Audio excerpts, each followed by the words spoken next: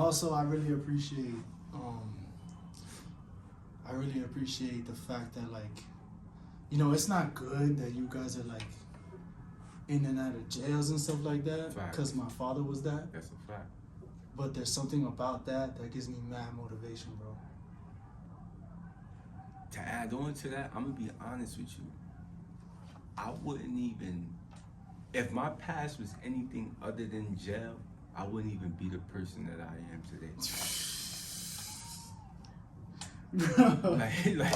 like I would nowhere near close possible. Let me just give you a little background check, right? When I moved from New York to New Jersey, the only friends I had, right, it was the only male cousin I had was my cousin Ramel. His next door neighbors, which was two boys, brothers named Peanut and Bubbles, right? Then I had a cousin Wayne, and then I had another cousin by marriage. Then another cousin by marriage, right? Do you know all of these cousins? That's Kerry. Kerry, he's a police officer right now. My cousin Marco El was from marriage. He's a police officer right now. One of the brothers, either Peanut and Bubbles, he's a police officer right now. And my cousin, the only male cousin, Ramel, is a police officer right now. So, and I'm not, but peep this though, all of them grew up in households that had father figures. I was the only one that didn't have a father figure.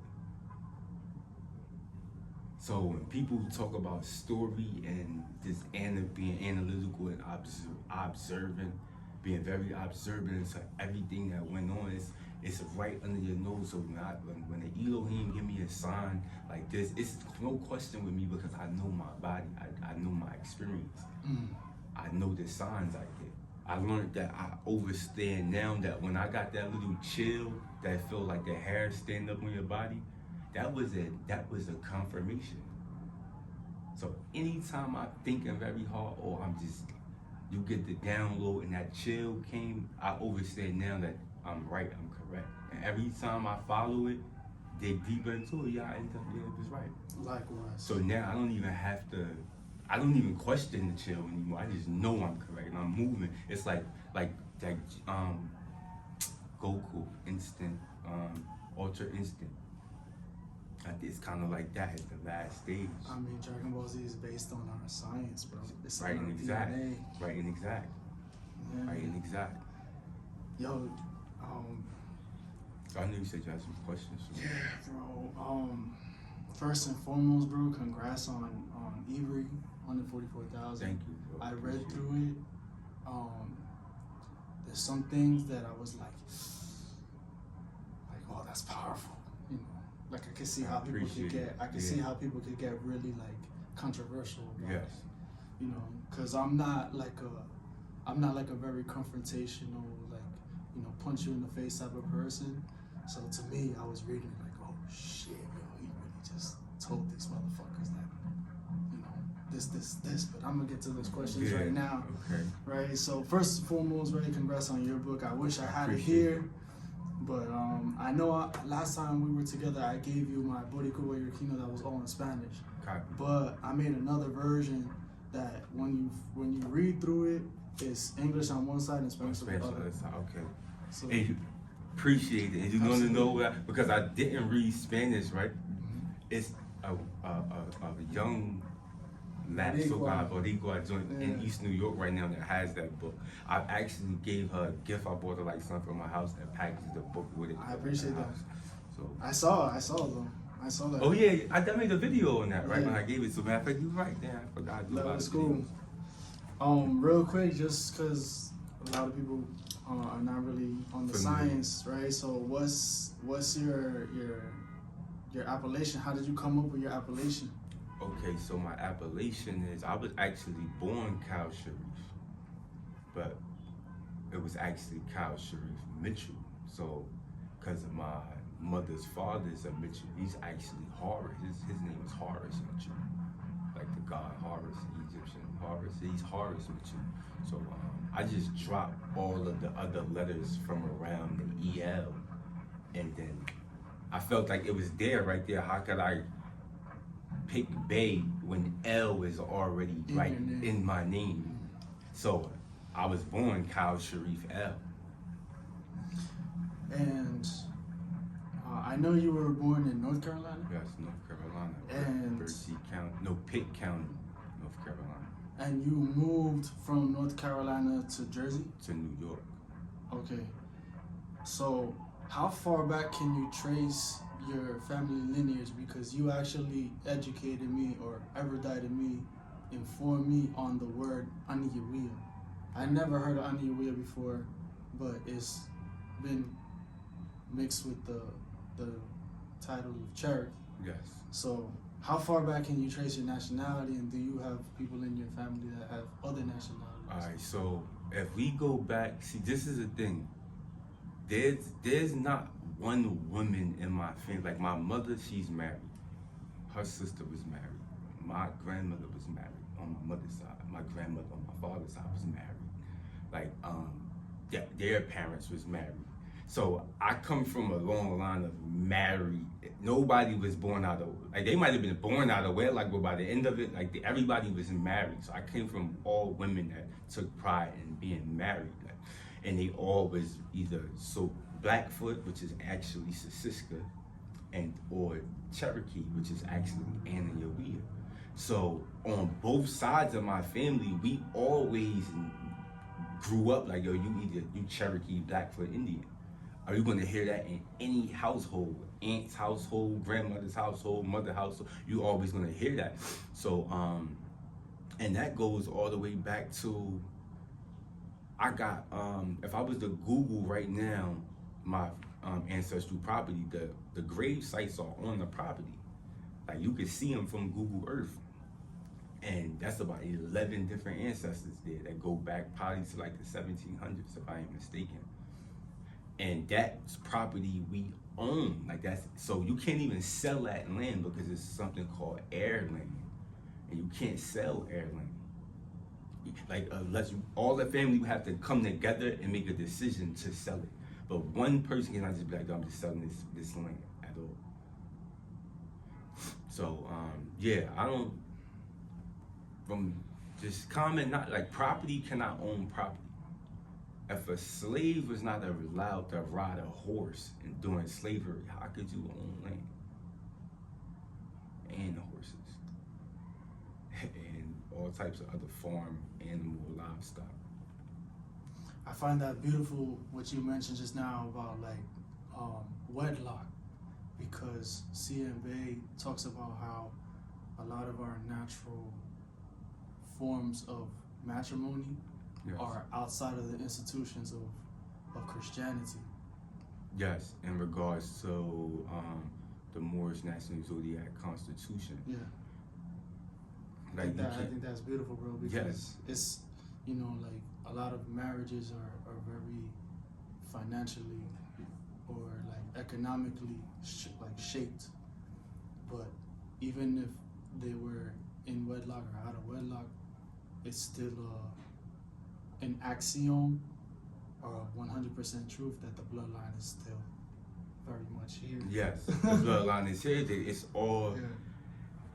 it's like, because I don't know, like, I don't know any West Indians in the part of North Carolina. Like, if we go back to North Carolina today, like we was drives there right now today, it's not really going to be any Jamaican restaurants or any, like, it's not going to be none of that there. So it's like, it's just people's perspective of the world and they're teaching their interpretation of the world. But the world is too big, like, it's too big, like outside of the TV. That's why in real life, right, in actuality, when we run into anybody that we have disputes with on social media, we never really run into those disputes with them in actual real life. Bro, that's a whole nother discussion right there. It's because it's not really going on. It's only going on in these platforms where people are manipulating. They're manipulating the algorithms of the platform to fit their narrative. Because you have to combat truth with something very. If you combat truth, you only combat it with a lie. You only combat the truth with a lie. That's beautiful, bro. That's beautiful. And it's also pretty real too, because I've seen the opposite. Like I have, I have Moorish counterparts that I meet in reality, and online they was mad fucking cool. But when we meet each other in person, it's like, well, you broke, so let me get some pictures with you and keep it pushing. Yeah. You know, there's that too. Yeah, like, oh yeah, you know exactly how that is. It's a whole lot of that going on. It's a lot of the Negroism and under the feds. That's why a lot of people don't even get it. Be like, yo, this kid came out of nowhere, Kal El. It's like the Moorish Superman. Like you have the Moorish, that segue, like the Moorish Superman. It's like you have Clark Kent, you have Kal El, Clark Kent, then you have Superman. So you have Kal El, which is the appellation and title of nobility, his de jure self. Then you have Clark Kent. This Clark Kent is the straw man. And then you have Superman. This is the alter ego. Like if Superman was to become a rapper, if he was to go in the booth and change his clothes. So he has three different people. Is Young Thug, Straw Man, then you have Young Thug. Yeah. But Young Thug don't know who his actual de jure self is. Just blew the shit out the water right now, bro. So now when I go in the booth and I come out of the booth, I'm like this character. I'm this character that everybody's watching. But it's the same thing as Superman. It's the same exact thing.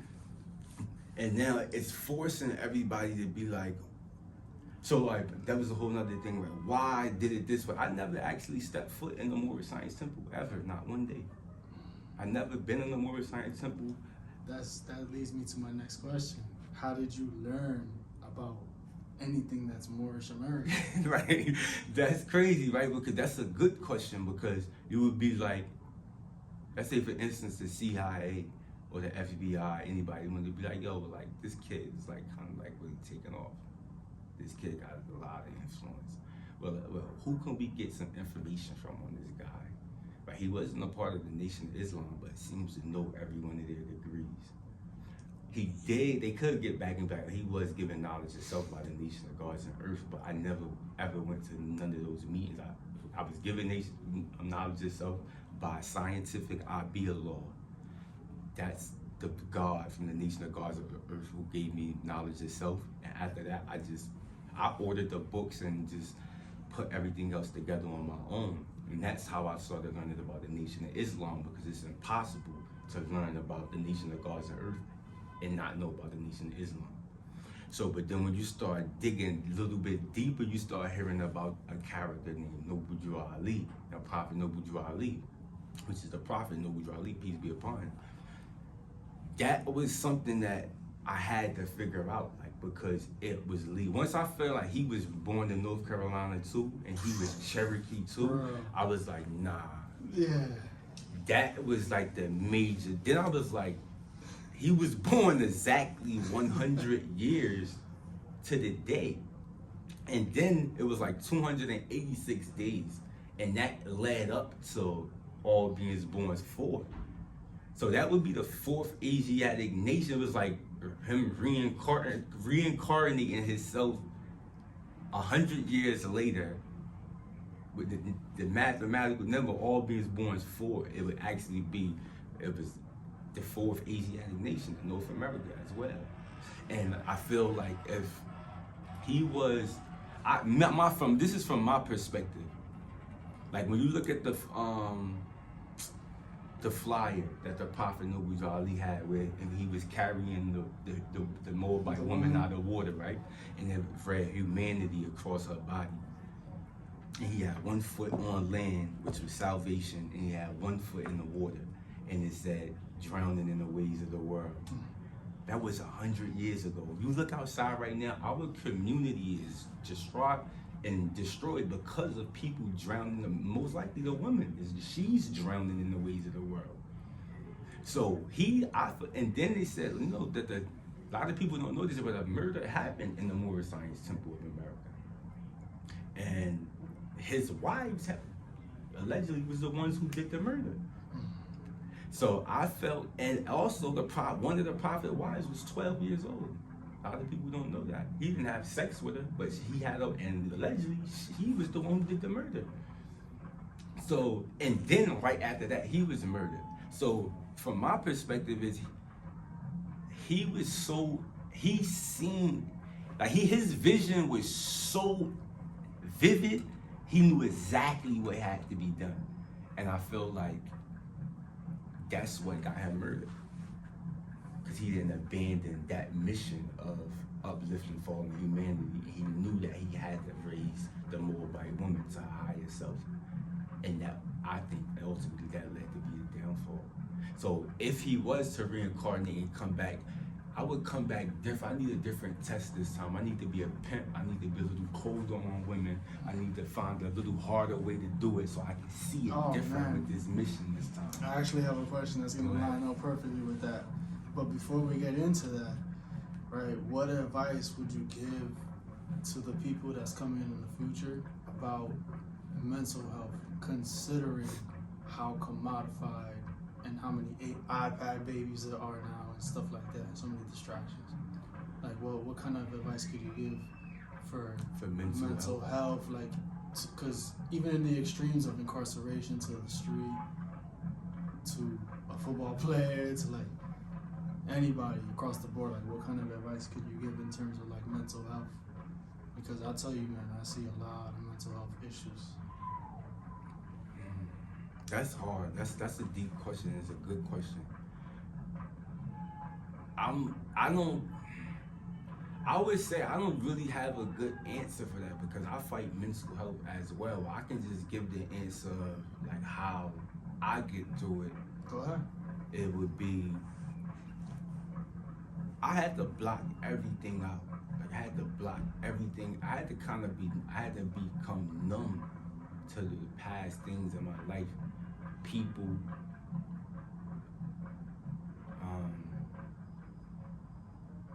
I think I ain't gonna say I think, I know for a fact I dove heavy into, I didn't give myself time to think. So it's like I overstudied and overindulged in everything that I did. Like to the point that where I just started doing it so much that I'm just knocking out a whole lot of stuff. And I think I just didn't give myself time to think and stayed around good people, good energy, good vibrations. But honestly, I believe it was nationality that probably saved me more. But having a purpose, of having something that was pushing everybody out of my life, I knew it had to be right. And so I clung to that. And I feel a lot better today than I did the last 2 years. Like I'm by myself. Like a lot of things is harder, it seems. But I would say read and study. Read knowledge of self, study self. Stick to the things that make you happy. Like, it's not worth it. And get rid of every TV that's in your house. Like, if you can't deal with it though, like if you don't, some people can fall victim to those things.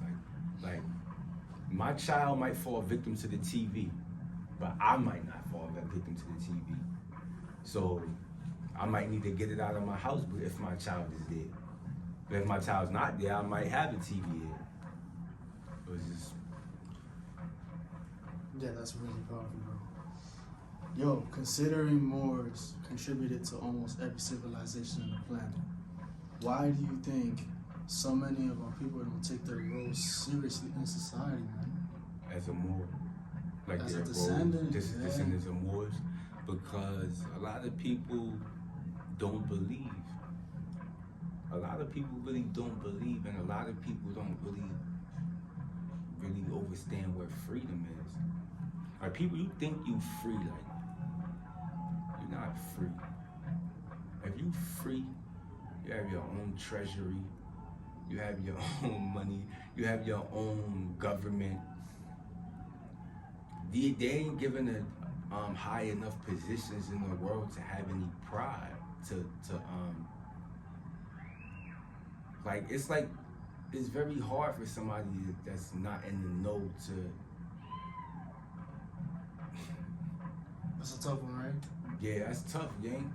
Like it's hard because I remember in the literature that so-called Alhumdulilah Muhammad even said, if you don't believe everything, it just confuse you. He said, like, if you don't believe in what it is, there's like, I've been felt like that though. Like, God, our people had lacked a whole lot of pride. I remember when growing up in school, I watched all of this stuff play out. But I just didn't think it was gonna be big like how it is now. Like, I watched every moment, but as a child, you're not thinking like a strategic military minister or somebody who's trying to uplift a nation. You're just a child. You don't see it. You see the play, but you don't know why they ran that play. It's cool because we're like living it. We're kind of experiencing it unfold. You know, in terms of like, you know, our past generations, they kind of had to like wait years to see things develop. Then at the same time, not everybody's paradigm is the same. Like, obviously, there's been a lot of like golden ages for the diaspora. Yes. But yo, thank you for that answer, man. Also, I want to say I think we all play a role. I think we all have our own positions, and like, to be totally honest with you, sometimes it feels like a comeback. It feels like we're coming back from like a 50 to like 0 football game. Yeah, no, like it's no, crazy. It's like we just throwing like Hail Mary. He caught that shit. Like, yo, he caught it at the touchdown. Because that's how it feels when you're coming into the information and you hear like Asir and you hear him chipping away at the stuff. And then you hear like, you know, like all these other sisters, I don't want to say their names, but you know, you hear so many of them say things and you're like, finally, like somebody fucking sacked the quarterback. Like, yes, let's get back on offense. Like, that's how it really feels. And it's like we don't bro. stop. It's like we never like bask in the moment at all. It's like we just keep going. Like, cause it's never enough. It's like we already won, but it's like, no, we about to stick the nail through 80 coffins. Yeah. Like it's like, so nah, I get it, bro. Like, it's about to be like Barry Sanders level shit. Yo, yes, I agree. Let me give you another one, man. And this is where I wanted to kind of like clear the air in terms of everybody that feels some type of way about reading your literature. And the question is, what's the deal with this pale skin situation, right? Like, I mean, like, not all pale skin folks are evil, you know? Like, I'm playing God's advocate. No. Go with it. Go with it. You know, Brother Asir likens the issue to being like, you know, it's a black nobility thing. It's a Khazar thing. It's this, it's that. But like, what's your perspective? You know, now looking back at it, and you know, you got so many people that do fall under the category of pale skin, but they respect you. Yeah. So what do you gotta say about that? See, the thing about that is a lot of people don't understand that a lot of us are mixed. Like, a lot of us have like Grand Section Shareef Nafadis Bay, he just did a post in regards to the Sephardi. We mix Moorish blood. But when we got over here, a lot of us have great grandfathers that was mixed, like Irishman or Englishman or something like that. So it's like the pales, like the same way, like every melanated person is not on my side, every pale person is not against me. It's like, cause I could find some loyal pale people that is more for the cause and that'll invest more for the cause than you can get out of a self-identifying Moorish American. But they'll tell me, yo, you working with a pale person. I can't get nothing from you though. Or the same way, it's like love, truth, peace, freedom, and justice. And at the same time, Prophet Noble Drew Ali brought this information for the world to know themselves. It wasn't just confined to the Moorish Science Temple of America. He said, because everybody got to know themselves. So you still teaching the pale face about themselves as well.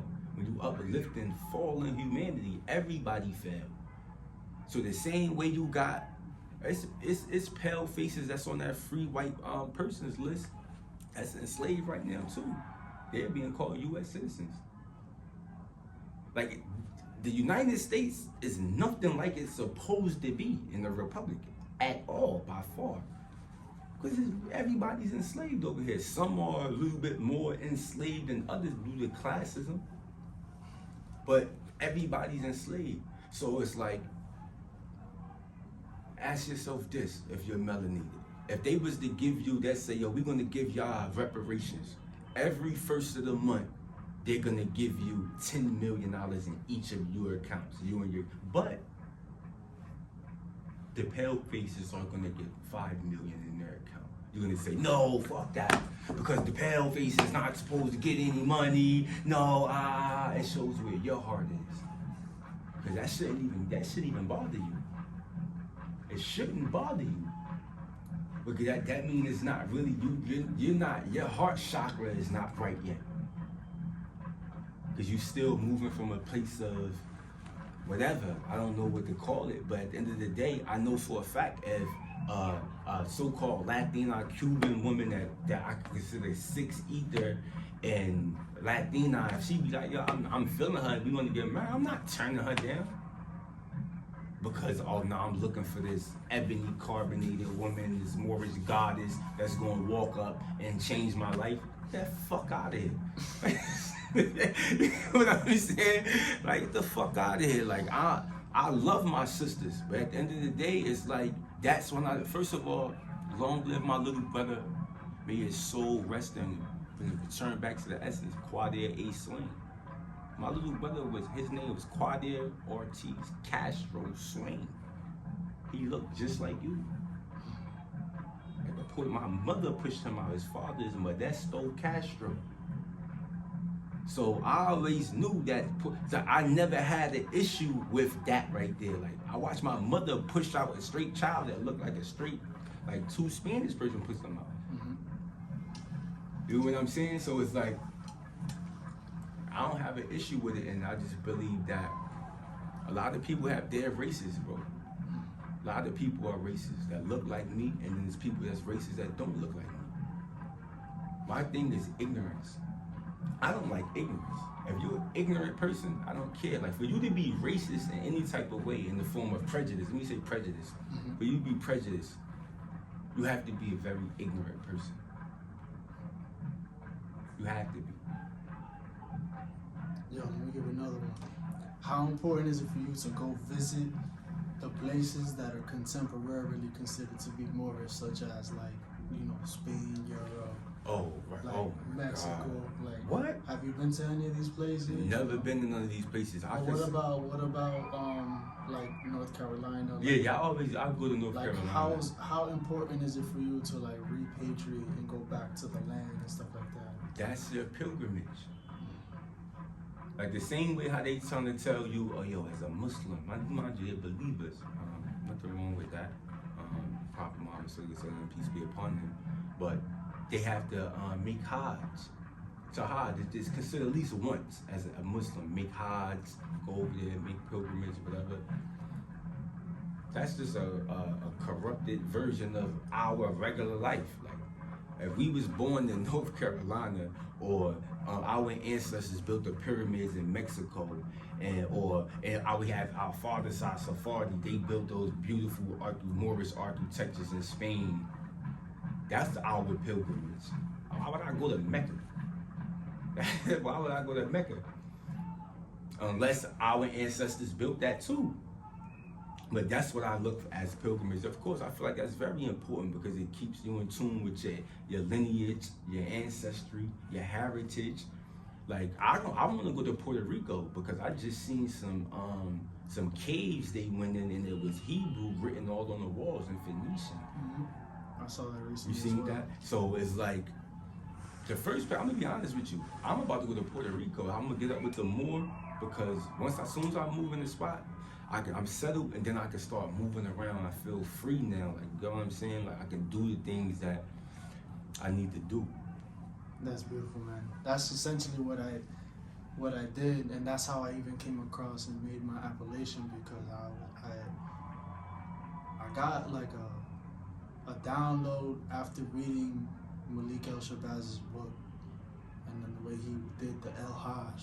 So I decided to take on an El as Marco, because in Marco in Spanish means Marco. So quien marcó, who called is what it means. Okay. So Marco, Elohim, Boriken, and I took it as a sign for me to actually like, I was called to go back to the so, nah, so that's I fire, did it like that. I like that. You know, and that shit was mad important for me because of this whole idea of like, you know, you pale, you this, you that. But when I actually put being Moorish to the test, and when I went to the island and I put my bare feet on the floor and I started taking in, like I was turning fucking rojo, like turning red, fucking, and then 3 weeks later it's gold, and then I'm like looking at my hair, you know what I mean? Like I actually started transforming and shit, and that's when I knew that this was not no black, white, being Puerto Rican, Cuban. It's a bloodline. That's when I knew this Moorish stuff was like. It's in your blood. Not to cut you off and add on what you were saying, because I just watched the video. I forgot who was doing it, but he was saying, yo, I don't care what you read, I don't care how long you've been studying, it's in your genetics. Mm-hmm. He's like, the knowledge is in your genetics. And I swear, I'm like, I knew that already, but this video the other day, it just hit me a little different. I was like, nah, he's not. Cause I'm like, yo, bro, I was special ed, bro. I taught myself how to read, bro, in jail, gang. Nah, I really didn't know how to read up until 20 years old. I knew the, doorknob, like the regular little, but I didn't know how to read, bro. Yeah, I didn't start reading until I was like 18, bro. Bro, by the time I was done my lab, I did 3 bids altogether. Separated. Did like 14 years, 13 and a half altogether. By the time I came home, bro, I was here. I was not here when I'm at right now. When I came home and met non-feathers, I was new Moorish science, you know. Actually, like that's all I knew what non-feathers work was. I'm like, no, I need this. And I gotta remember, a lot of people just 6 years ago, the Moorish Science Temple wasn't really outside recruiting people. It wasn't like the doors was open like that. It was kind of very hard to find Moorish science, like to find people who would even teach you Moorish science. So people don't remember the times before that. Like the people who, like me, who was trying to learn this stuff and I couldn't find and learn it with nobody. I had to go on YouTube and find Seydou Gutierrez and do all these other guys like that, and then non-feathers came along and changed the game. That's 100% true. Non-feathers changed the game for a lot of people. That's 100% to stand on their square. Yo, what's your perspective on, in Spanish they call it malientismo, or like maliente, or like, for example, if I take a picture with a ski mask with a whole bunch of my homies and we all holding saxophones, like AKs and shit, people would say traditionally that speak español, they would be like, eso gente, like, you know, están haciéndose los malientes, like they're looking like, you know, gangster. Like trouble. Like trouble, yeah. So like, what's your perspective on like malientismo? Is it like necessary? Is it natural? Or like, are you kind of like in a position where you're like, yo, like, don't do it, like, I learned from it, like it depends on what they're doing it for.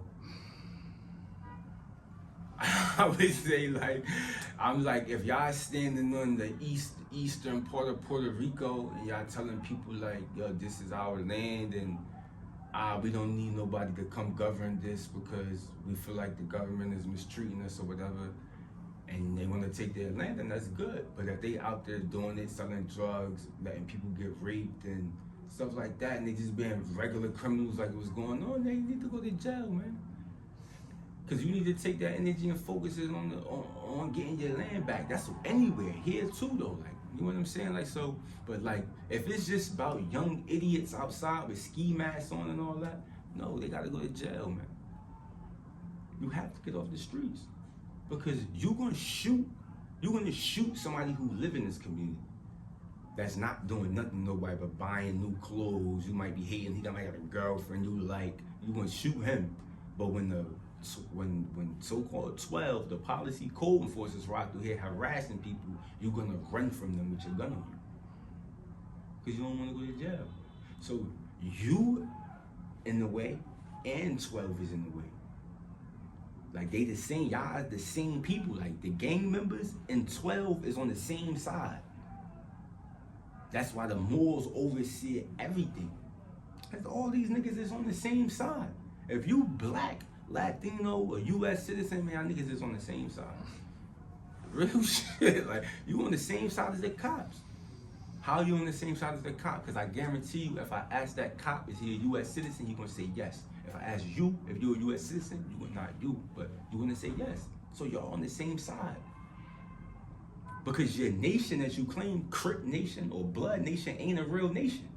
That's not that blood flag. They don't recognize that blood flag or that Crip flag at the United Nations as a nation.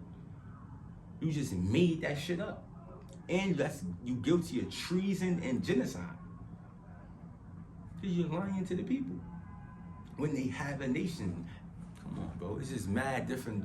I'd have been done these niggas up. If I was like a warlord, I would have been wrapped niggas up. Yeah, that's a really tough position to take. And that's why I want to ask the question, you know, because that's it's not really worth it though. Yeah, it's a tough one. Yeah, it's tough. It's not worth it when you think about it, because it's like the energy you gotta put into being like this cleanup crew type of guy, you will end up doing life in the feds or something. Like you end up put as a terrorist on the run, can't see your children. So it's like you gotta fight the war from a more intellectual angle. That's true. You know what I'm saying? You might have idiots crash out for you down the line or something, but particularly you, like if you're intellectual, like you know you don't really gotta. It's kind of like going in our favor. The universe is making it work. You see, like anybody that has a negative vibe around them, like the Elohim is that's just getting them right out of this realm, just separating them. Yo, bro, what's your perspective on machistas? You know what that means, bro? Machista or machismo is like, for example, like the personality of like a guy that is like, shut up, bitch, like don't talk, like super masculine to the point where like they don't even want to hear a word out of women. That's an extreme machista. Oh nah, that's an extreme type of nigga though. Like I seen individuals like that before. I ran across a couple individuals like that. Me personally, I like that shit is kind of a cringe. It's kind of a cringe because you ain't gotta really talk to women like that. I'm big on like LD. I'm big on like I don't like ignorance and I don't like frivolous conversation. So I'm very, what's it called? Solution-based conversation.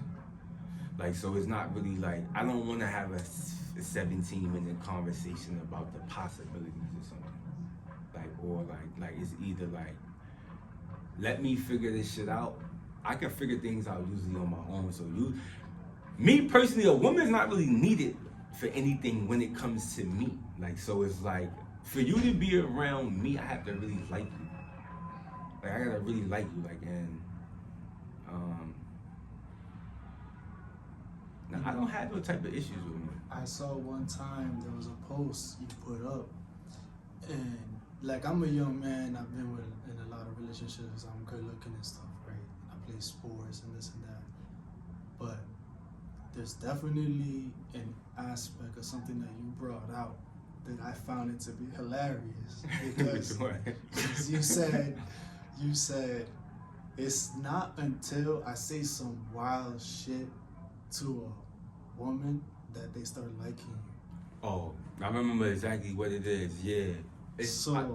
Like, the whole question is like, you know, like, why is it that there are some sisters that like, that they like kind of want that? You know what I believe it is? I believe it's more deeply psychological or deeply rooted to the point of where a woman's perspective of an individual, she already painted you out in her mind who she believed you were.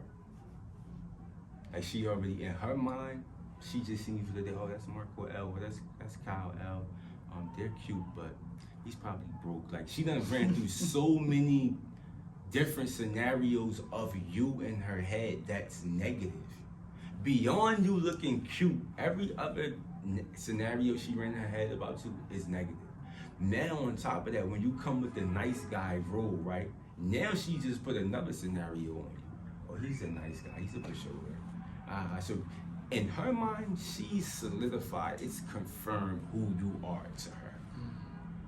So the day you actually come out like, bitch, you can eat a dick, like you trash, you SpongeBob body, bitch, like you like an eggplant. Like now she never seen, she like, that's the element of surprise.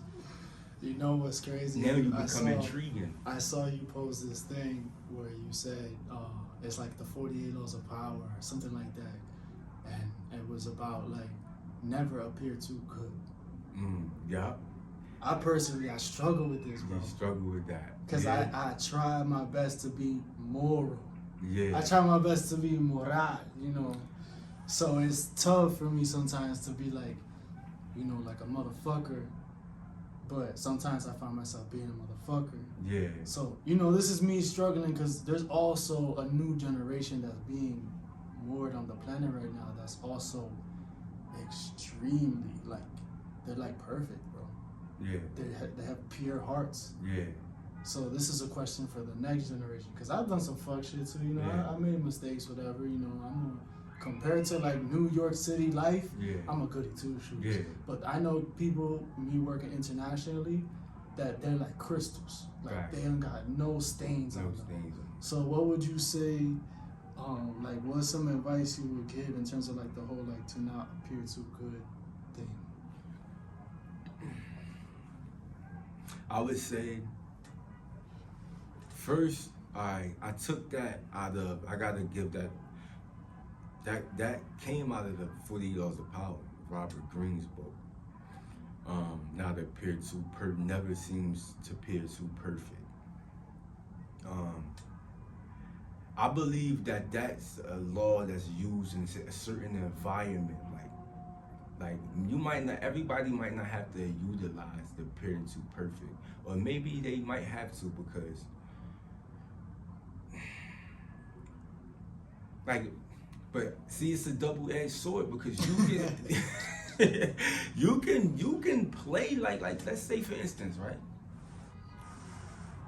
Me, like I'm like all the way moral, so my everyday life is moorish science. Like it's my everyday, like being a father, but moorish science is the foundation of everything. The nation is the foundation of everything.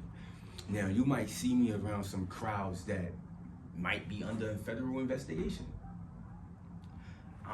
May not be a part of that federal investigation, but that might be the part that people might see on social media and be like, this nigga's not that perfect. You get what I'm saying? Like, so it's like, at the same time, it's a double-edged sword, because it's like me going around some of these old friends, it actually can put me in harm's way at the same time. So it's like, I feel like you just gotta, everything you do gotta be strategically done. Like, you just gotta know what you're doing.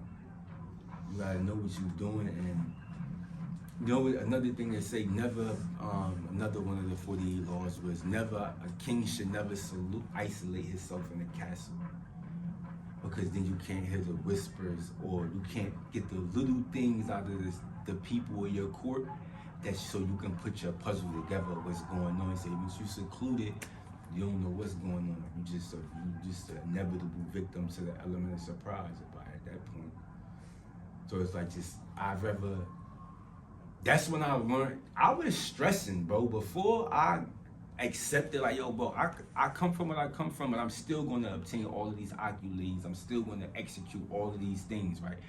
It was easier for me once I accepted my role, my part in it, what I had to do. Like, I'm like, not, all right, what I bring to the table to the Moorish nation is something different than what a traditional Moor may bring to the table.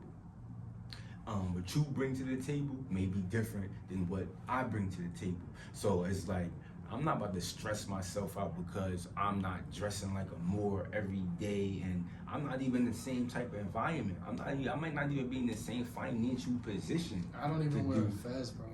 You don't even wear a fez. I've never seen you wear a fez, I don't think. Nah, because I feel like Moors, respectfully, bro, I feel like you gotta earn that, bro. You gotta earn your fez. Bro, you been earned your fez, though, man. What you mean, bro? You wrote moorish books, bro. You teaching foreigners language in 42nd Street, bro. in the Paramount Disney building. Gang, this is where we at right now. We sitting on like, what floor is this? Bro, this is like, we probably on like the 30th floor, the 20th floor or something right now in the Paramount building on 42nd Times Square right now. Marco El, the Moorish American, teaching foreigners. When I first came in here, it was Asian people at the front desk. Like straight Chinese looking people. Manchurian people. And really he's teaching language, man. Now I'm really proud of you, bro. No, I take the first thing really, really serious. Like I take that extremely, extremely serious because, for example, from my perspective, being that I have a physical I have a certain type of phenotype. When I was rocking turbans and I was growing out my hair, I seen my whole family turn on me, bro. Like I seen all of them. Everybody turned on. Like we're talking about to the point of cutting off my entire paternal inheritance in Boriken. Like I don't have a house over there. I don't have anybody I could reach out to, nothing, because they just don't fuck with me. They really on Christian type shit. They're really on some Catholic shit, yeah. So that's why, like, this movement also means more to you than like, because it's like I'm gonna show. Like I walking through Boriken, like what the fuck is happening in my kingdom right now, bro? Like I'm not walking through there like let's smoke some weed and play music. It's like no, I'm trying to figure out what I'm trying to get all the puzzles. And if I'm rocking this turban, like I'm not trying to hear no jokes, bro. Nah, bro, you should have been put the fez on, bro. And it's time, right now is the time for you to put the fez on, bro. This is the time for you to put your fez on. Like, bro, look where you at. Sometimes I'll be flexing the crown, though, you know. I feel like I already have a fez on. Nah, you gotta put the fez on. Nah, no, you do have a crown. That is your crown. Well, that's why I feel like sometimes, like, you know what? Like, you got these guys wearing fezzes. Like, I'm gonna wear my natural fez and flex it on everybody. Sometimes that's how I do sometimes.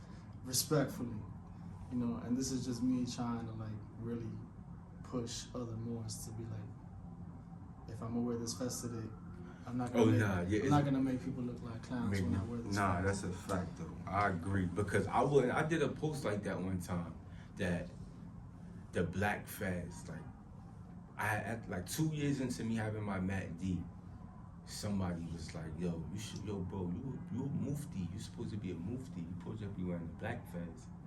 I'm like, nah. Personally, I didn't feel like I knew I wasn't ready for it because it was a lot of shit people didn't know. Like I didn't know how to do a UCC1. Like it was like just certain things I didn't understand for me to put on a black fez. I could have got it off and people were like, yo, but I didn't deserve it in my own mind. Like to the point of where Nine Feathers was the one who was like, yo, you know what? That was 2 years after that. So by then I got like 4.5 years and just putting in a lot of work. And now I do understand it. So I went and bought like my own little black fez, but that's really not a fez. It's really a kufi. Yeah. You get what I'm saying? It's not a fez. That's a kufi with I put a tassel on it. I never got a black fez yet. When I get my black fez from Nine Feathers, then everything is in divine timing. Absolute. Everything is in divine timing. You know? Joe, if you could talk to your younger version of yourself after experiencing everything that you experience right now, what would you say? I'd have been like, yo, don't join the gang. I'd have been like, don't join it. Don't even. It's not even join the gang. I would have been like, I'd have been like, yo, them niggas gonna die out in a few years. Like, in a few years, if you take this route right here, you gonna be in position, you gonna be in a whole different type of position. Like none of that wouldn't even matter. Like what you think is cool, the position you gonna be in, that should be like a whole different realm. You wouldn't even overstand that shit. Like that, wouldn't even be on your radar. I would have told myself to just lock in by myself and focus on myself with dreams for myself instead of having dreams like, yo, when I get this money, I'm taking care of my sisters, my moms, and all of them. Like I would have said, yo, don't worry about none of that. Focus on yourself. Like that's what I would have said. That's beautiful. Focus on myself. That's beautiful. That's good advice as well. And the last question I have is anything you want to get off your chest, bro? Just for YouTube. Just for YouTube. It's not even. Let me see.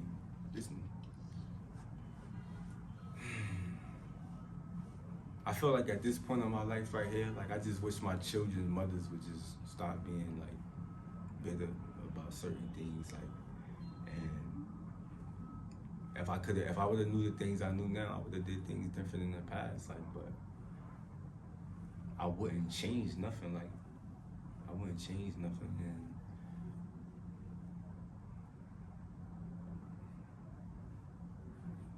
I guess we'll see what's gonna happen. We're gonna see what's gonna happen from here. That's beautiful, man. Yo. Definitely, man. I really appreciate you. Yeah, you already. This is beautiful. Yo, this is historical. Nah, damn, I'm ready to see it. You know I'm getting better at